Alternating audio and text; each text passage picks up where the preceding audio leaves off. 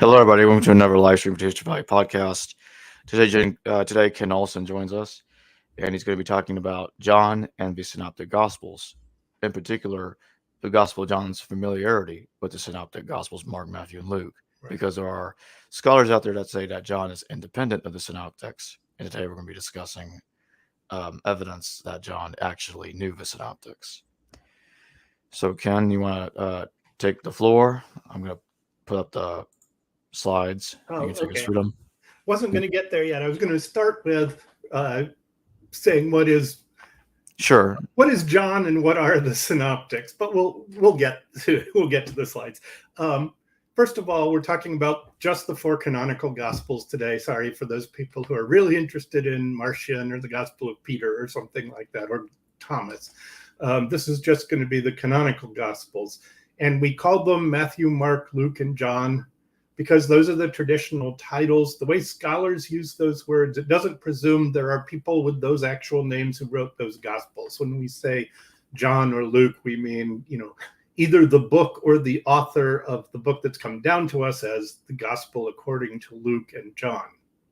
Now, the first three gospels, and in first three in canonical order, doesn't mean that they were actually written in that order, right?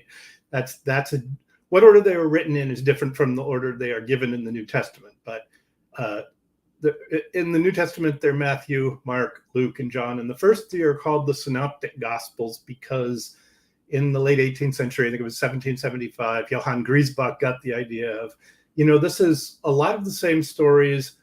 Much of the wording is the same. About 50% is the same, a little more, a little less in places. But we can lay Matthew, Mark, and Luke alongside each other in a synopsis in three columns, and they look remarkably the same. But John is very different. He has different material. There's stuff that's in the Synoptic Gospels that's not in John, quite a lot of it.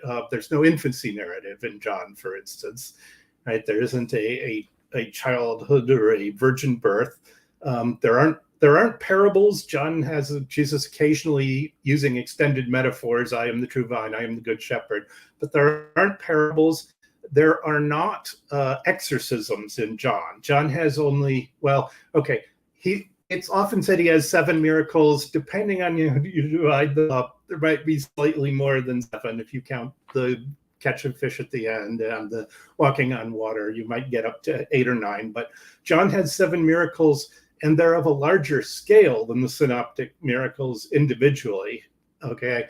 But there aren't as many of them, but they're bigger. Like the raising of Lazarus in the synoptic gospels, Jesus raises Jairus' daughter, and in the gospel according to Luke, he raises the son of the widow of Nain. But in John's gospel, the raising of Lazarus is bigger than that because he's been dead for 3 days, and as the text says in the King James Version, already he stinketh, right? So Jesus isn't just raising somebody who's recently died. He's raising somebody who has died, been entombed, and is already starting to decompose. So that's a bigger miracle than we find in the Synoptics. But John has 7 of these miracles, not nearly as many as in the Synoptic Gospels.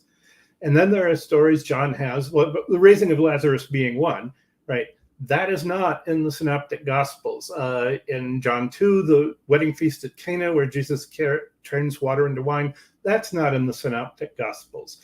In John 4, his conversation with the Samaritan woman, that's not in the Synoptic Gospels. One of the biggest things that's in the Synoptic Gospels, it's not in John, is the eschatological discourse. That's Mark 13 and the parallels, where Jesus foretells a whole, there's going to be wars, the temple will be destroyed. He foretells the future at chapter length. That's not in John either. So John is actually very different from the Synoptic Gospels. And a number of scholars think, well, John didn't know the Synoptic Gospels, that those are not his sources. And it's fair to say there isn't a consensus in the sense that just about everybody believes one thing or another, but it's changed over the course of the 20th and 21st century. That when B.H. Streeter wrote the 4 Gospels, he assumed John knew the Synoptic Gospels. Then with the advent of form criticism, Percival Gardner Smith wrote a book arguing that John had these oral sources like the Synoptic Gospels did. He didn't know the Synoptic Gospels themselves, but just combined these oral traditions. And this that was in what, the late 20s, early 30s, around 1930. Okay, and then C.H. Dodd in the 60s, wrote a book, Historical Tradition, in the Fourth Gospel, where he took Percival Gardner Smith's position and wrote an entire book about it, on how John was independent of the Synoptics. Not everybody agreed with that. Okay, I don't think it was ever a consensus position, and I think in the current state, more than 50% of scholars would say John must know at least Mark in the Passion narrative. Now, people that think John is independent of the Synoptics and independent of Mark still argue that there was a written Passion narrative before John wrote and before Mark wrote, because Mark and John, when they haven't been in the same order and have had different events, all of a sudden in the Passion narrative, they start running alongside each other, right? That events happen, that, okay, there's Jesus has a supper, he's arrested, he has a hearing or trial before Jews. It's common to say in John there's only a hearing, whereas in Mark it's a trial. I'm not sure that the difference is that distinct. And then he's crucified, and then there's a tomb story. So they've been very different up till the Passion narrative, and then they start running together. So even people that think John is independent think, okay, John and Mark must have had a written source for the Passion narrative. So I want to talk about especially the Passion narrative, because this is the place where people really think, well, he probably did know John.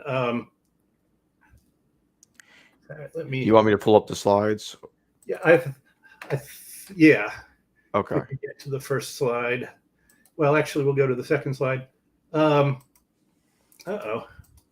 wasn't the one I was going to start with here. Before we start talking about the Passion narrative, we want to talk about what John is like. Now, among people that don't think that John knew the Synoptic Gospels, and I'm going to argue, I would think he knew all three of them, not just Mark. But Mark is the one that most people, I think most scholars would admit he knew for the Passion narrative. There are two schools of thought. One is the one that Percival Gardner Smith and C.H. Dodd and Raymond Brown in his 2-volume Anchor commentary take, that John had oral tradition and a Passion narrative source, and he wrote a gospel based on those. And then there's, since the time of Rudolf Bultmann, there's the idea that John had a sign source, a revelatory discourse source, a Passion narrative, and then the evangelists combined all of those. And that's based on a number of places where there are aporias or gaps in John, especially the sign source, which had a bunch of miracles. We occasionally find in John to say, this is the first sign, Semea. That's the Johannine word for miracles, right? And he'll give a number for it. And the idea is, well, maybe originally he had the sign source. So that's basically the first 12 chapters of John, where the numbers were, miracles were enumerated. There was the first miracle and the second one, because occasionally these show up in John. So maybe he had a source where they were actually enumerated. Now, my feeling is, if we assume John knew the Synoptics, we don't need a sign source Passion narrative and then an evangelist and a revelatory discourse source. We just have John, and he's rewriting the Synoptic Gospels. And I want to look first at this pericope this is where Jesus comes to visit Nicodemus, right? And the interesting thing about this is no one knows in this passage exactly where Jesus stops talking, okay? We have Jesus answered, "Are you a teacher of Israel?" And he starts talking, and he goes through, "No one has ascended into heaven, but he who is descended from heaven, the Son of Man." And as Moses lifted up the serpent in the wilderness, so must the Son of Man be lifted up, that whoever believes in him may have eternal life. That's some pretty elevated language. We don't quite find Jesus talking like that in the Synoptic Gospels. And then we in verse 22 down here, after this, Jesus and his disciples went into the land of Judea. That's clearly the narrator of John talking. So we have Jesus start to talk to Nicodemus. Jesus answered him, and he stopped talking by verse 22. But where in there is there a shift? If you look at different translations of the Gospel according to John, different scholars will put the quotation marks in different places. Right? Most of the time, most people think at least up through here. But then here, verses, 16 through 20, is that Jesus or is that the narrator talking? No one can actually tell. Jesus sounds a lot like the narrator. And this includes the famous, "For God so loved the world that he gave his only son, that whoever believes in him should not perish but have eternal life." Who is speaking there? Is this Jesus still talking about himself, or is this the narrator of the Gospel according to John, the one who wrote, in the prologue, in the beginning was the Word, and the Word was with God, and the Word was God? No one actually knows. The narrator and Jesus sound a whole lot alike and very different from the way Jesus sounds in the Synoptic Gospels. So this is one of my reasons for thinking maybe the author of John is just rewriting the Synoptic Gospels in his own language, in his own idiom. Okay, questions so far? None so far. Okay. So need to move back to an earlier slide. Let's see, slide 4. Okay. And this is where, we'll start talking about the Passion narrative. This is actually from a book by John Dominic Crossan called The Birth of Christianity. I think it was published in 1998. Okay. And he's actually dependent here on a scholar named John Donahue, who is mentioned below that. And I talked about this in the last, episode I did with you, Jacob, about Markin sandwiches or Markin intercalations. These are places where Mark will start one story about one topic, and then he'll stop that story without concluding it, and then he'll tell another story in its entirety, and then go back and finish the first story. So we have a story being inserted into another story. This is called ring composition, or if you want to be technical, chiasm. All right. And Mark likes to do this. He's got, and here, the chart shows 6. Crossan goes on to say that some people have 7, one person has 9, right? But we've got 6 cases that are generally agreed by just about everyone, where Mark does this with starting a story, moving to another story, and then concluding the first story. So the A story, it goes A, B, A. The A story serves as a frame for the B story in the middle, which is regarded as the more important story, right? The A story is the frame for the B story. And Crossan lays out all of the 6 commonly held examples. The first one is this is Mark 3 through Mark 35. This is Jesus' relatives who are outside. And then we have the Beelzebul pericope, where it says, by the ruler of demons, he casts out demons. And then back to his family. And he says, those who hear the word of God and do it are my family. Okay. Mark likes to do this with start one story, tell another story, conclude the first story. The last episode I did with you, we talked about the cursing of the fig tree, where Jesus curses the fig tree. Then he goes to the so-called cleansing of the temple, and then they come back and they find that the fig tree he cursed has withered. So we have 6 examples of this in Mark's gospel. And usually Matthew and Luke, well, I shouldn't say usually, Matthew and Luke don't always keep these where they find them in their source. I'm assuming Markin priority that the Gospel of Mark is first. So when Matthew and Luke read this, sometimes they keep them, and sometimes they get rid of this device that Mark is using of the Markin intercalation or sandwich. I think Matthew has 3 of them and Luke has 2 of them. The interesting thing is John has 1 of them in the Passion narrative. Okay, he's got one of these intercalations, and it's where it's Peter's denial and the trial of Jesus. That we have a scene where we're with Peter, and then we go to Jesus' trial scene, and then we go back to being with Peter again, where Jesus is asked if he's the Christ, and he doesn't deny it. And when Peter is asked if he's a follower of Christ, he does deny it. All right. Now, I think most people would accept that this is meant to be instructive for Christians. Like, you're supposed to behave like Jesus during a time of persecution and not deny him. Whereas Peter says, I've never even heard of the man. Okay, but Crossan lays out, here are the 6 examples in Mark of this ABA composition. All right, we've already looked at that. And here he talks about the denial of Peter, right? Peter follows Jesus into the courtyard of the high priest. Event 2, Jesus is accused and tried, but confesses in Mark. And then back to Peter is accused and denies Jesus 3 times.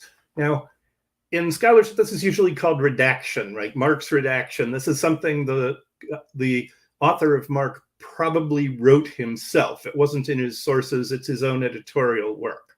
John Dominic Crossan likes to call it, well, here at the bottom of this image, you'll see he calls it Markin literary fingerprints all over in the Passion narrative. He says, Mark's theological DNA, right? This is Markin DNA. Most people call it redaction. Crossan has a way with words. He's saying it's Markin DNA because he's assuming this book was written for general readers, and he's assuming most people have watched police procedural shows and they know what DNA is. This is Mark's DNA showing up in John. And Crossan is not the originator of this theory. This was John Donahue around 1970, his doctoral dissertation, right? He argued this and published as a book. I think it's called Are You the Christ? All right. I don't know if that's big enough for everyone to read, but this is Mark and John alongside each other. Now, imagine you're a director, right? You're making a movie of the Passion narrative, okay? Where is the camera going to be, and at what point do you cut scenes? So here we have, in this first part, we have Peter outside the high priest's home, and Peter had followed Jesus at a distance, and he's in the courtyard of the high priest, not where Jesus is getting a tried or a hearing before the high priest or the priests. And he was sitting with the guards, warming himself at the fire. Okay, I bolded the words, warming himself at the fire. And then the director chooses to cut that scene and go to Jesus being tried by the priests. The chief priests and the whole council were looking for testimony against Jesus. All right. So now we have a scene where we've left Peter and we're back to Jesus, and they ask him, are you the Messiah, the Son of God? And Jesus says, I am, and you will see the Son of Man seated at the right hand of the power, in Mark. So they ask him, are you the Messiah, the Son of God? And he says yes. And initially he doesn't answer, but when they repeat the question, he says yes. All right. So they slap Jesus around some in Mark. All right. And then the director cuts the camera again. Right? It says, while Peter was below in the courtyard, one of the servant girls and the high priest came by. When she saw Peter warming himself. So we're reestablishing the scene. We left it with the words Peter warming himself, and we come back to it with Peter warming himself. And she says, you were with Jesus, the man from Nazareth. And he denies it, right? He's not one of the followers. That's not why he's there. So Jesus gets this question, are you the Messiah? And he says, yes. And the high priest's servant asks him, you're one of them. You're a follower of this man. And he denies it and said he isn't. But the thing is, this has to be like somebody decided where the camera would be and where to cut the scene and go to another scene. This looks like a Markin intercalation. He's leaving the scene with Peter warming himself at the fire. He's going to another scene where Jesus is being tried, and they're going to ask him if he's the Christ. And they come back to Peter warming himself at the fire and he denies Jesus. All right. This isn't just somebody who had a good memory of what happened chose to tell the story this way, because it's not one person's testimony all the way through. This is more like a movie where you're switching scenes, right? It's not just somebody remembered this, right? This is someone with storytelling ability has decided this would be an effective way to tell the story. We're going to have Peter at the fire, then we're going to cut to the scene with Jesus being asked if he's the Christ, then we're going to cut back to Peter at the fire, and someone's going to ask him if you're a follower of this man, and he's going to say no. Now, the thing is, this is what we have in John, right? This is a Markin intercalation with a story about Jesus being sandwiched in between two halves of a story about Peter. And John even has, right, he said Peter is warming himself at the end of in the middle of the Peter scene. Then he cuts to the high priest questioning Jesus, and then back to Peter warming himself at the fire.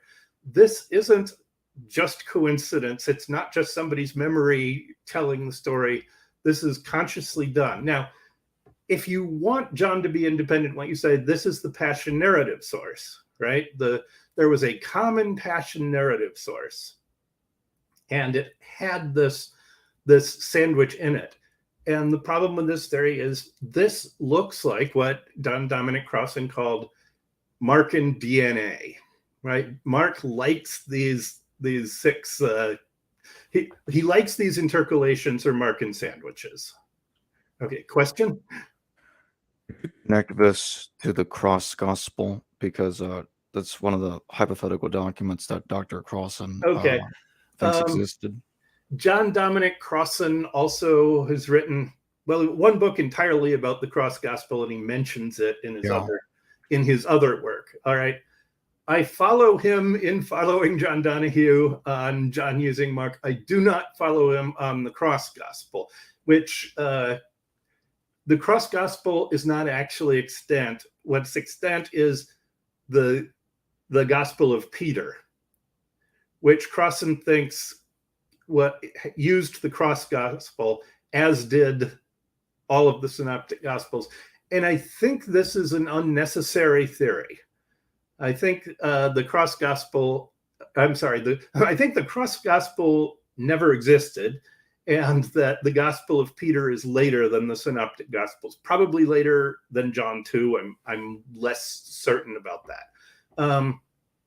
Crossan divides the cross gospel into, the cross gospel, he divides the gospel of Peter into a pre-canonical section and a post-canonical section. Like there's different levels.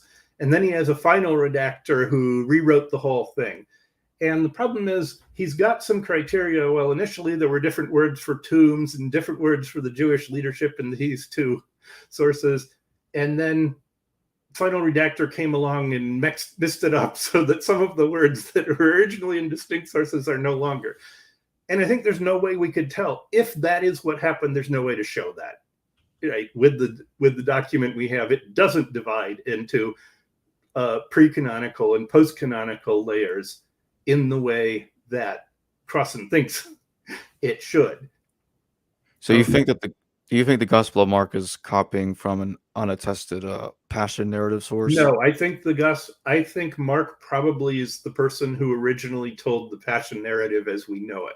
I think prior to Mark, there was an understanding that Jesus had been, betrayed or handed over to the authorities and that he died. But I think the narrative we had, Mark is the first one to put it together, and all of the later Gospels that have that are dependent on Mark. Okay. So I should have made this a bit larger. Let me see if I can pull it up so at least I can look at it.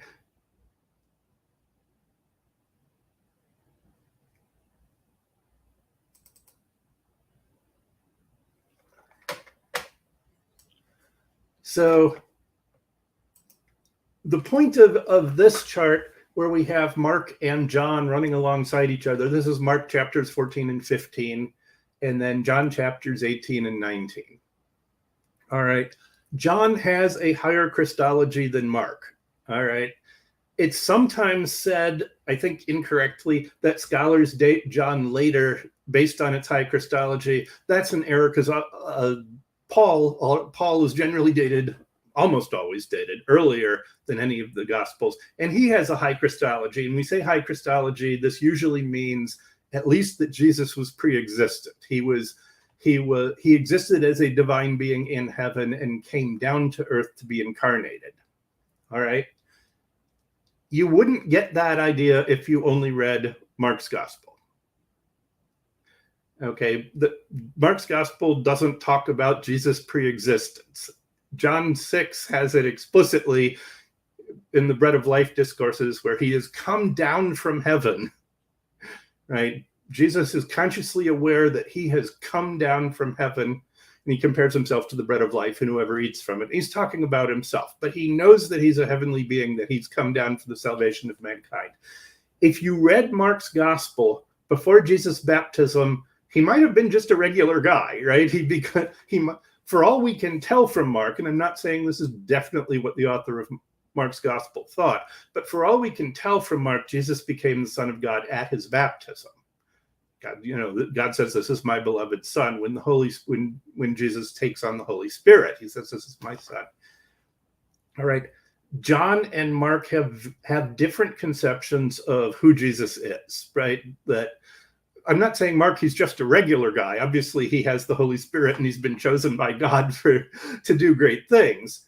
But Mark's gospel certainly doesn't say, I was this pre-existent divine being. It doesn't say he is God. It doesn't say he came down from heaven in a way that John specifically does say those things.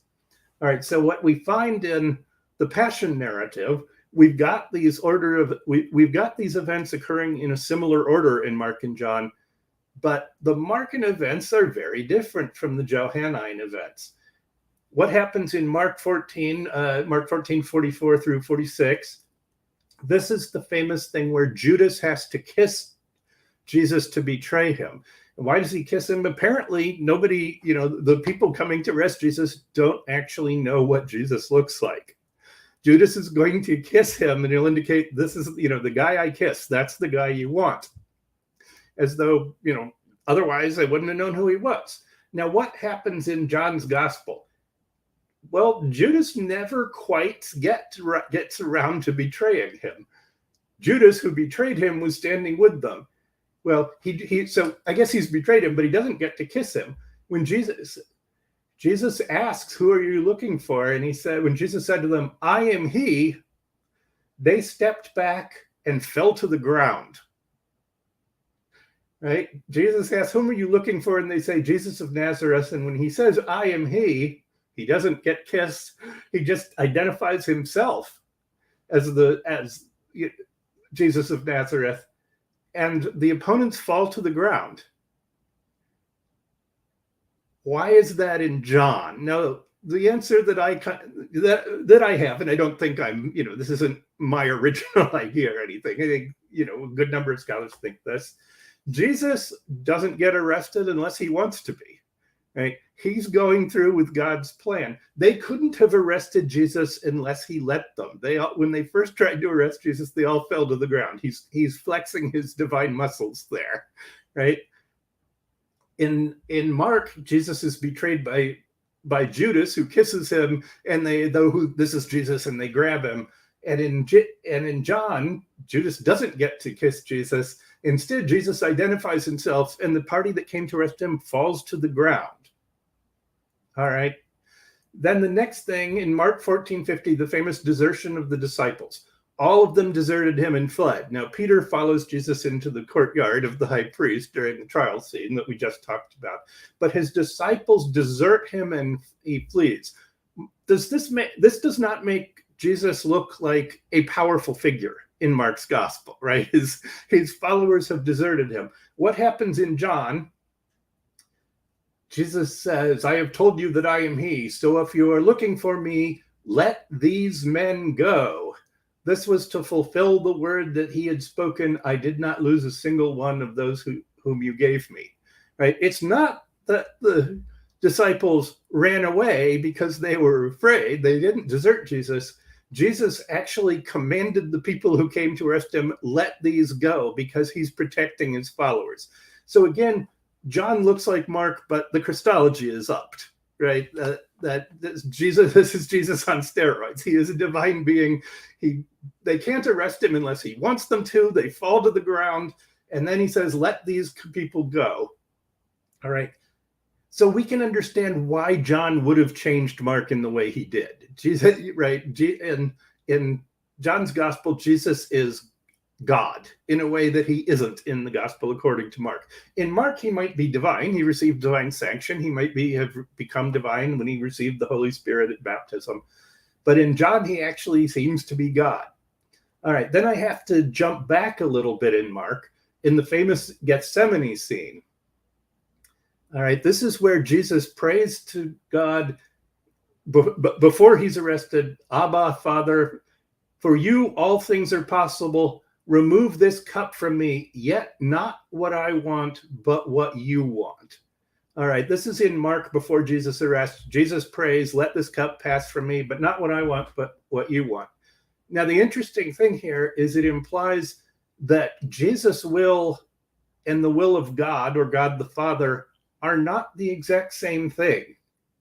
Jesus wants something that he thinks God might not want, and he's willing to do what God wants, but given his choice, he'd rather not be killed and all that kind of thing, right? Jesus and God they want different things. They have separate wills. What do we have in John in the Passion narrative? Jesus just asks, am I not to drink the cup that the Father has given me? What cup is that? It's got to be the same cup that in Mark that Jesus has prayed. If it is, for all things are possible, remove this cup from me, yet not what I want, but what you want. But in John, there's just a rhetorical question. Am I not to drink the cup that the Father has given me? Which anticipates the answer, well, of course I'm going to do what the Father wanted, right? In John, not just here, but pretty much throughout John, Jesus does not have a separate will from God. He is God, like that's in the prologue. In the beginning was the Word, and the Word was with God, and the Word was God. He doesn't have a distinct will, whereas Jesus in Mark's gospel would really rather not have been killed and crucified.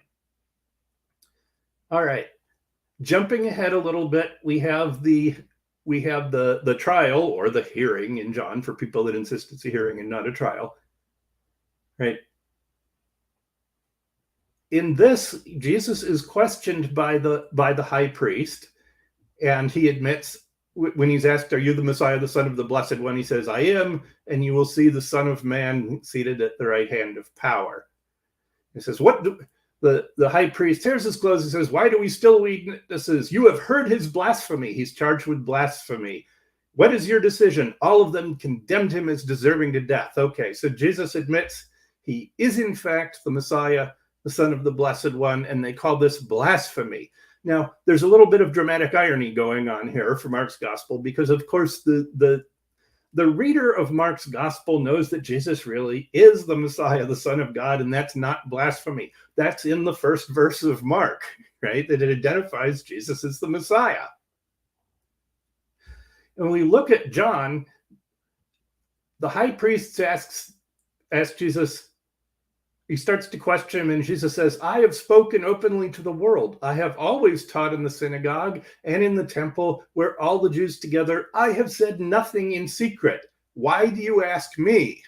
And somebody smacks him because you don't try to speak to the high priest that way. And he says, if I have spoken wrongly, testify to the wrong. But if I have spoken rightly, why do you strike me?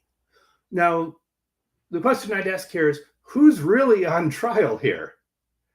In Mark's gospel, it's Jesus that's on trial. They question him. He admits that he's the Messiah, or claims to be the Messiah. They call this blasphemy, and they condemn him as deserving of death.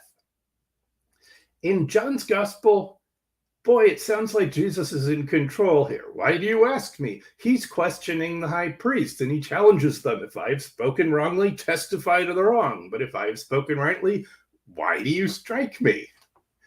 Right? It's the council, the Sanhedrin, that's really on trial in John, not Jesus. All right. Then the council the Jewish council, this is the Jewish trial, Jewish hearing, and then Jesus is sent to Pilate in both Mark and in John. But I'm just giving the John part in the table here, right? Pilate asks Jesus when he won't answer questions, do you refuse to speak to me? Do you not know that I have the power to release you and the power to crucify you? And Jesus answers, you would have no power over me unless it had been given to you from above, right? You don't really have any power except for the power that God lets you have, right? Jesus is letting Pilate know, you're not the one in control here. Again, we can see why John would have modified the passion narrative in this way, right? There's this consistent pattern of letting us know Jesus is a divine being, and he's actually in control here. He's not just a victim of these Jews that have grabbed him, and he really would have liked to have lived out his life and everything. Jesus lets everyone know, I'm in charge here. Then we have the carrying of the cross. In Mark's gospel, Jesus has already been punished by flogging, right? And it says they compelled a passerby who was coming from the country to carry his cross. It was Simon of Cyrene, the father of Alexander and Rufus. That's what's in Mark. Jesus has been flogged, he's been punished. They get someone else to carry his cross for him. What happens in John's gospel?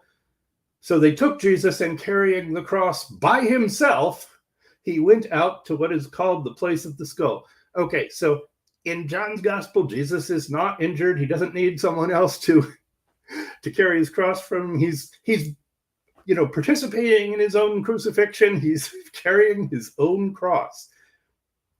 All right, and then finally, the last passage in this table is what's called the cry of dereliction in Mark's gospel.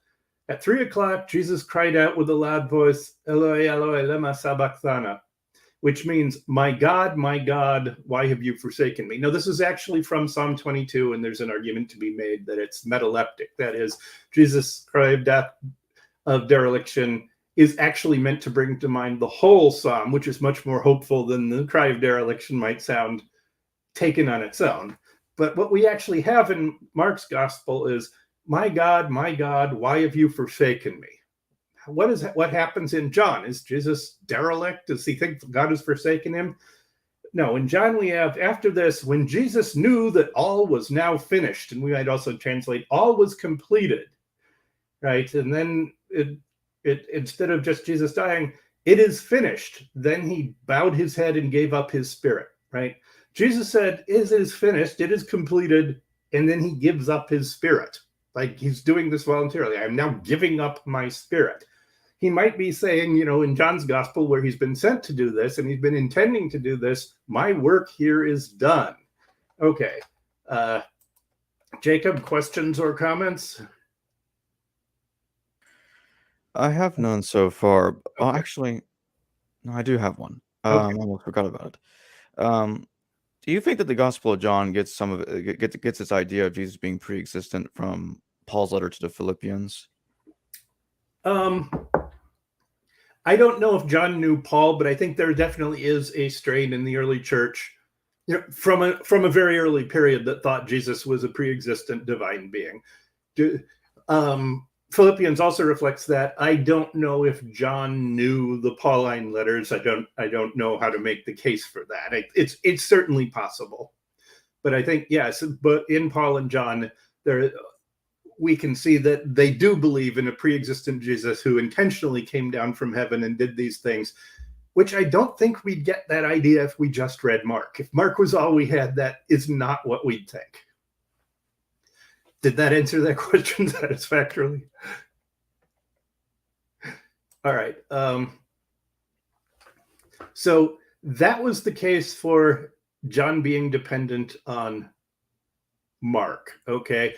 We can make a general case all through the Passion narrative. We can see why John would have changed the things the way he did to elevate Jesus. He's in control of it. He's bringing about his own crucifixion. He intends to do this. He's not hesitant about it. He helps to bring it about. And at the end, he says, my work is completed. Okay, that's what John is saying. And that was not what Mark is saying, right? In Mark, Jesus would rather not have done this. He's grabbed by a bunch of people. He's deserted by his followers. He's put on the cross and says, my God, why have you forsaken me? That's very different from the picture we get in John.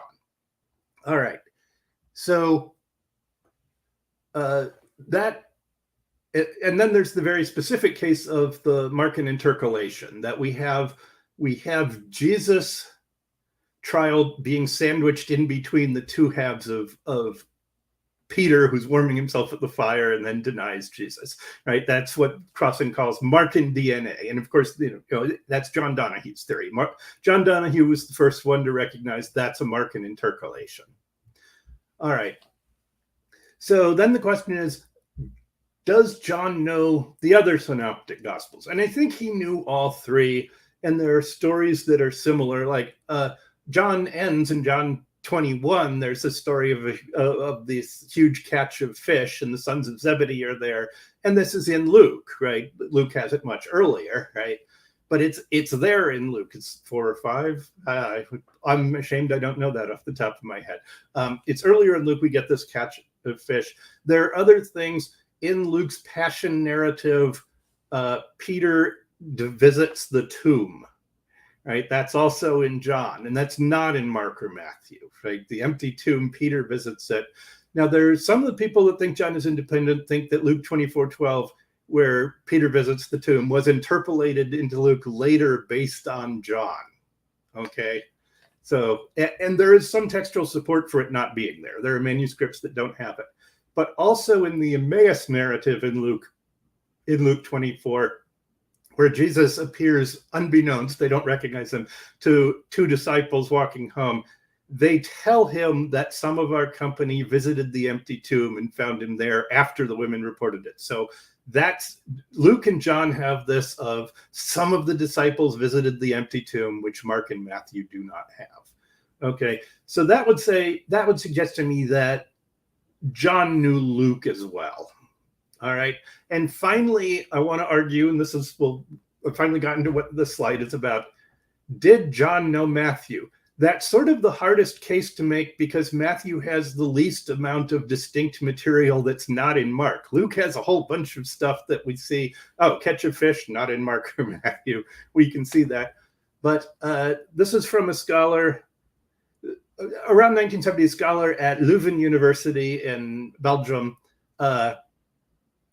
pointed out the women at the tomb is something that's not in Mark or in Luke, but is in Matthew and John. And I am assuming, along with the majority of scholars, that Mark ends at 16:8. There's a broad consensus that the earliest authentic part of Mark ends at 16:8, but some people think, well, there's a different. Mark did have a resurrection appearances after the women at the tomb in 16:8. We just don't have it. And that used to be a more common theory. Now it's more common to think Mark has this deliberately provocative ending, saying they said nothing to any, and for they were afraid. Right? It's provocative, meant to bring to mind what's going on here.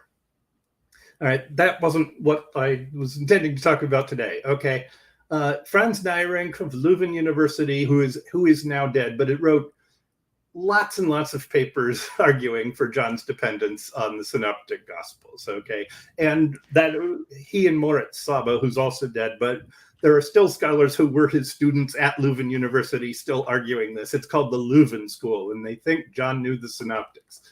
But what Neyring argued was that the women at the tomb was a redactional doublet. In the last episode I did with you, we talked a little bit about redactional doublets. Matthew will occasionally reuse Markin material. Like Mark will say something and Matthew will use it and then he'll use it again. And Nayrink pointed out that the story of the appearance to the women at the tomb in Matthew, what happens? Mark ends at 16:8, but the young man who is in the tomb, and he's not identified as an angel in Mark, he is in Matthew, right? He tells the women in the tomb, go tell his disciples and Peter that he is going ahead of you to Galilee. There he will see you. There you will see him just as he told you. So the young man in the tomb tells the women this, and then they flee the tomb. But he says, go tell his disciples and Peter that he is going ahead of you to Galilee. There you will see him. So even though Mark doesn't narrate the outcome of this, right, an angel who presumably is a reliable figure says this will happen, right? Jesus will appear to you as he said. So what do we have in Matthew? He's got almost the same thing that Mark has. The young man in the tomb is specifically said to be an angel, but he says, go quickly and tell his disciples, he is going ahead of you to Galilee. There you will see him as I have told you. So assuming the theory of Markin priority, Matthew's getting that from Mark.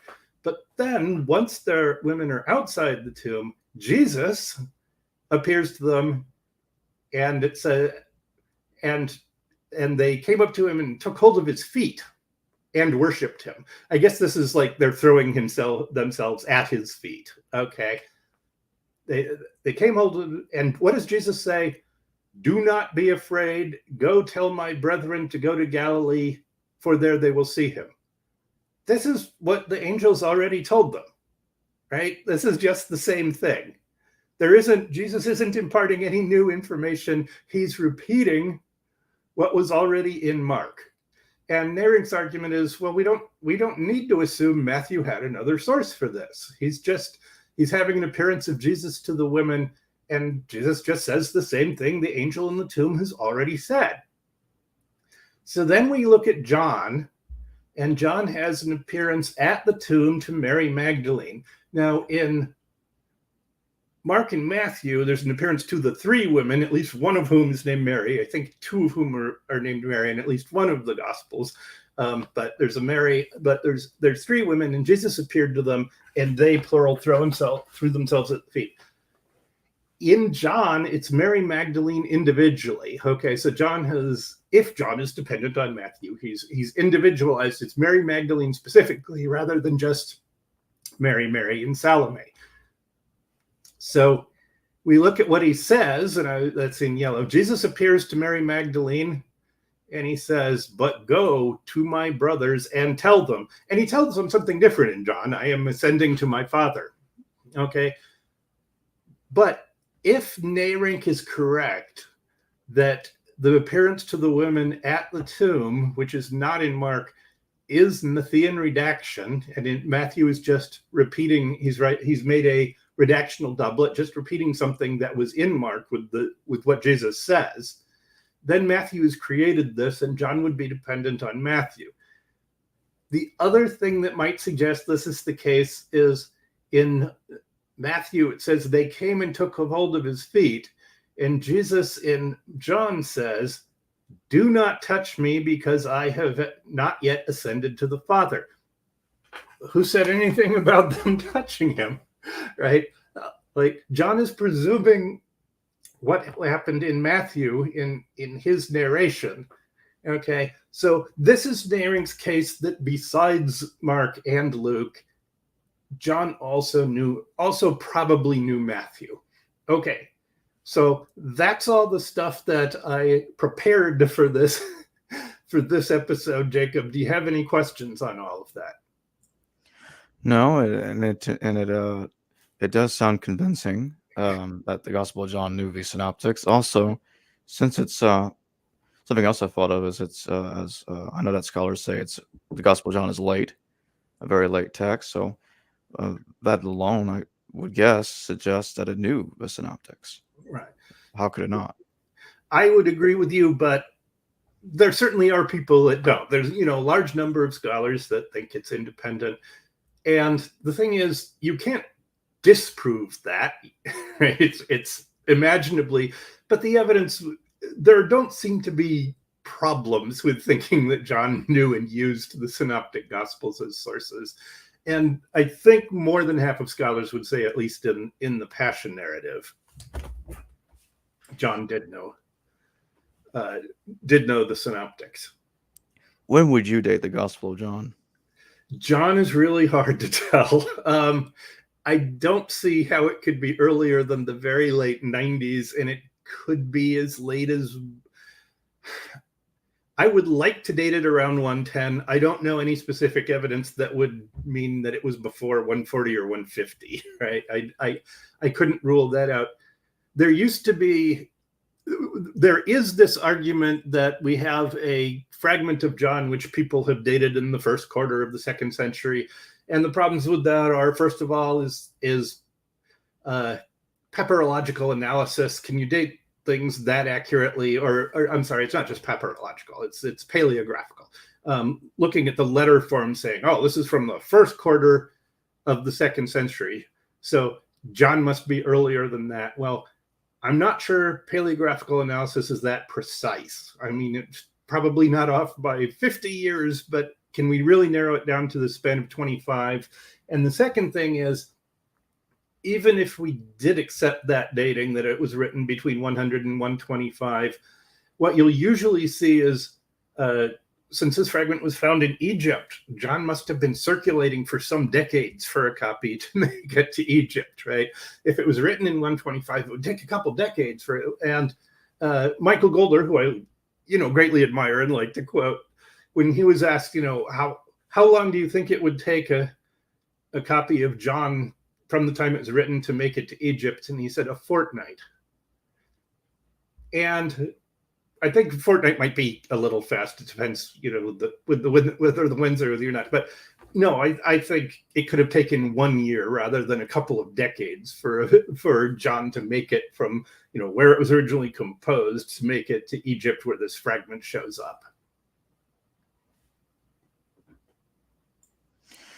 Okay, well, thanks for joining me again, Ken. This has been a fascinating discussion, and I think the evidence is pretty convincing that John knew the Synoptics. Yeah. Well, I think so. I mean, it's definitely it seems to shed light on what's going on to assume that that's what's going on, and the evidence seems to support it. Yeah. Thanks again, Ken. All right, thanks for having me. Bye. Yep. Hello, viewers. Thanks for watching this video from the History Valley YouTube channel. Please don't forget to subscribe and hit the notification bell. And if any of you wish to further support this channel, please consider checking out this channel's Patreon page and becoming a patron, and or donate through PayPal or through Super Chat during a live stream. Thank you.